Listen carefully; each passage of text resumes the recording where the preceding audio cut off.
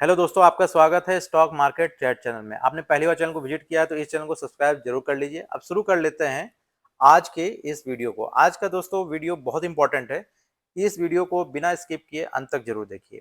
आज शेयर बाजार में एक ही ग्रुप पर नेगेटिव न्यूज के लिए छाया रहा। भारत के दूसरे सबसे अमीर व्यक्ति, जी हाँ, कौन है? गौतम अदानी। गौतम अदानी ग्रुप के स्टॉक्स के कारण आज दिन भर सुर्खियों में छाया रहा और इसके कारण आज मार्केट का सेंटीमेंट्स पूरा नेगेटिव रहा और निफ्टी 50 170 अंक के गिरावट के साथ बंद हुआ। अब जानते हैं क्या है मामला। अदानी पर जैसे पहले भी हिंडनबर्ग ने आरोप लगाया था, लेकिन वो आरोप और आज आरोप लगे हैं उसमें क्या अंतर है वो पूरा डिटेल में इस वीडियो में देखेंगे। इसलिए फिर से निवेदन आपसे कर रहा हूं, वीडियो को पूरा देखिए। अदानी पर चार्ज किसने लगाया? यूएस अमेरिका में लगा है। कौन लगाया है? US securities and exchange commission और यूएस डिपार्टमेंट ऑफ जस्टिस ने चार्ज लगाया है। क्या चार्ज लगाया है? अदानी और 7 अन्य लोगों पर चार्ज लगाया है। ब्राइबरी का, घूस देने का चार्ज लगा है और धोखाधड़ी के चार्ज गौतम अदानी और उसमें सम्मिलित लोगों पर लगा है और अरेस्ट वारंट इशू किया है गौतम अदानी के खिलाफ। US securities and exchange commission और यूएस डिपार्टमेंट ऑफ जस्टिस का कहना है गौतम अदानी पर आरोप है उन्होंने अमेरिकन इन्वेस्टर्स के साथ फ्रॉड किया है और सोलर एनर्जी का कॉन्ट्रैक्ट लेने के लिए ब्राइब दिया है। यूएस सिक्योरिटीज और यूएस डिपार्टमेंट ऑफ जस्टिस ने यह भी कहा है सागर अदानी, गौतम अदानी के भतीजे, अदानी ग्रीन के एग्जीक्यूटिव्स और सिरिल कैबेंस एग्जीक्यूटिव हैं एज्यूर पावर ग्लोबल लिमिटेड के, सभी लोग मिलकर साजिश किया है और मल्टी मिलियन डॉलर या करोड़ों का घोटाला किया है और पैसा उठाया है यूएस, अमेरिका के इन्वेस्टर्स और विश्व स्तरीय संस्था से झूठी बातें और गलत इंफॉर्मेशन साझा करके। अमेरिका का यह भी कहना है 265 मिलियन यूएस डॉलर, भारतीय रुपया में 2200 करोड़ से अधिक का घूस दिया गया है, जिससे 2 बिलियन, उसको यदि भारतीय रुपये में कन्वर्ट करें 1,70,000 करोड़ का फायदा मिलेगा आने वाले 20 साल में अदानी ग्रुप के कंपनी को।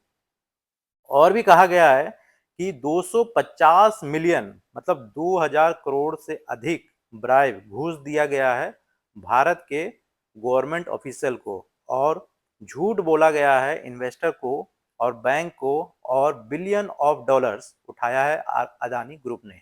ये मेन चार्जेस हैं गौतम अदानी पर। ये सब जो चार्जेस लगे हैं वो भारत के प्रतिपेक्ष में देखते हैं और समझते हैं क्या समानता है, क्योंकि जितने भी चार्जेस लगे हैं सब अमेरिका में लगे हैं। यदि भारत में ये सब होता तो क्या होता? भारत में ये सब चार्जेस लगता तो सबसे पहले कंप्लेंट, शिकायत दर्ज होता, कानूनी कार्रवाई करने के लिए उसके बाद FIR, first information report, police करती न्याय दिलाने के लिए। ये सब होने के बाद पुलिस इन्वेस्टिगेशन, जांच करती है और आरोप लगाती है और जो भी घटना घटती है उसका विवरण एक एक के बाद एक लिखा जाता है। एक तरह से कहे चार्जशीट बनाती है पुलिस जिसके खिलाफ आरोप लगे हैं। ये सारी चीजें यूएस में भी हो रही है, लेकिन हमारे यहाँ भारत में कोर्ट इन्वॉल्व नहीं रहती है।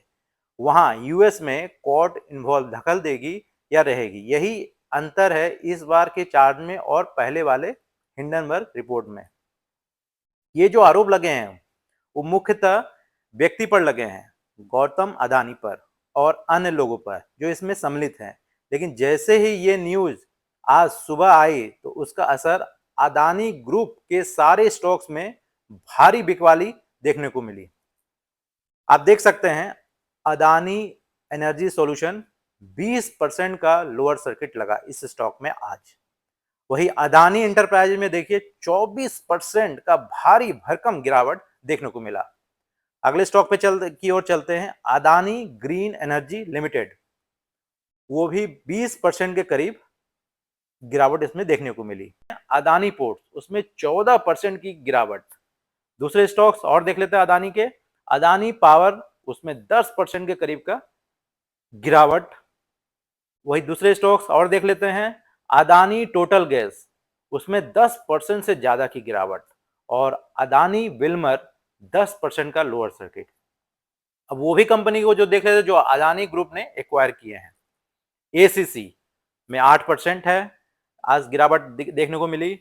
वही अंबुजा सीमेंट में देखिए 12% से ज्यादा की गिरावट देखने को मिली। संघी इंडस्ट्रीज उसमें भी अदानी का मेजर एक्सपोजर है, वो भी स्टॉक्स आज संघी इंडस्ट्री 6% से ज्यादा टूटे हैं। कोई बड़ा ग्रुप यहाँ अदानी ग्रुप में निगेटिव न्यूज आती है जिसका कनेक्टेड कंपनी में भी फर्क पड़ता है। अदानी ग्रुप ने 2.41 2.41 लाख करोड़ का लोन ऋण लिया है, जिसमें भारत से 88,000 करोड़ का लोन भारत के बैंक से लिया है, बाकी लोन विदेश से लिए हैं। ये लोन के आंकड़े मैं अभी जो बताया हूँ 88,000 करोड़, ये फाइनेंशियल ईयर 2023-24 का है। करंट फाइनेंशियल ईयर में कितना लिया है उसकी जानकारी नहीं है। अदानी ग्रुप ने पीएसयू बैंक से लोन लिया है, उसमें SBI state bank of India इसमें सबसे ज्यादा एक्सपोजर है 27,000 करोड़ का।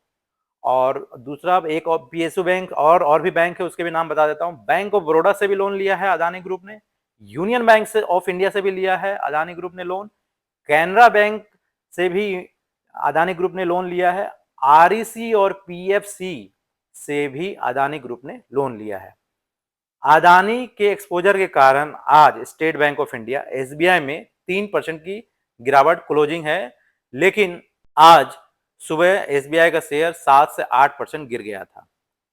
वही बैंक ऑफ बड़ौदा में 3% से ज्यादा की गिरावट है वैसे, लेकिन ये सुबह 5 से 6% टूट गया था। वही यूनियन बैंक की बात करें तो इसमें 1% की गिरावट थी क्लोजिंग के समय, लेकिन ये भी 3% से ज्यादा तक टूट गया था आज दिन के ट्रेडिंग सेशन में। वही कैनरा बैंक में 3% से ज्यादा का टूट गया था, ये अदानी ग्रुप के इस न्यूज के कारण। वही ये कैनरा बैंक का स्टॉक्स आदि दिन के ट्रेडिंग सत्र में 5% तक टूट गया था। आरईसी में देखें तो 5% के करीब, लेकिन आरईसी में भी 8% तक टूट गया था स्टॉक्स, और पीएफसी में लगभग 4% की गिरावट देखी गई। ये जब इतनी बड़ी न्यूज अदानी के खिलाफ आई तो अदानी का कमेंट्री आना स्वाभाविक था। अदानी ग्रुप ने कमेंट्री में जारी किया जो भी आरोप लगे हैं सब बेबुनियाद हैं, और अदानी ग्रुप ने बोला है जो भी यूएस में काम हुए हैं वो कानून के दायरे में हुए हैं। लेकिन दोस्तों इस तरह की न्यूज कोई भी कंपनी के लिए नेगेटिव होते हैं और आगे समय के लिए अच्छा नहीं होता है, तो इसमें निवेश करने से पहले आप स्वयं रिसर्च करें फिर निवेश करें। इस बार अदानी स्टॉक्स में जब हिंडनबर्ग के आरोप लगे थे उस तरह जैसा नहीं है, इस बार आरोप सबूत के साथ लगे हैं जैसे आपने इस वीडियो में देखा। एक और बात, एफआईआई विदेशी संस्थागत निवेशक की लगातार सेलिंग 2 महीने से शायद यही मुख्य वजह थी, लेकिन कई बार स्टॉक मार्केट शेयर मार्केट में मुख्य वजह आने में समय लग जाता है और हमें बाद में समझ में आता है, स्पेशली रिटेल इन्वेस्टर या कहे छोटे निवेशक को। देखिए जब इस तरह से भारी गिरावट होती है तो सबसे ज़्यादा लॉस रिटेल इन्वेस्टर छोटे निवेशक को होता है। इसलिए स्टॉक मार्केट में कहा जाता है एक ही ग्रुप के कंपनी में पूरा निवेश नहीं करना चाहिए, हमेशा हर तरह के स्टॉक्स पर एक्सपोजर रखना चाहिए, और चाहे कितना भी बड़ा ग्रुप क्यों ना हो स्टॉक मार्केट में निवेश करते हैं हमेशा अपडेट रहिए और हमेशा ट्रैक करते रहिए कोई भी ग्रुप को या स्टॉक्स को। आज के इस वीडियो को यहीं समाप्त कर लेते हैं। आपको वीडियो हेल्पफुल यूजफुल लगा तो इसे लाइक शेयर कमेंट और सब्सक्राइब कर लीजिए। फिर मिलते हैं अगले वीडियो में। धन्यवाद।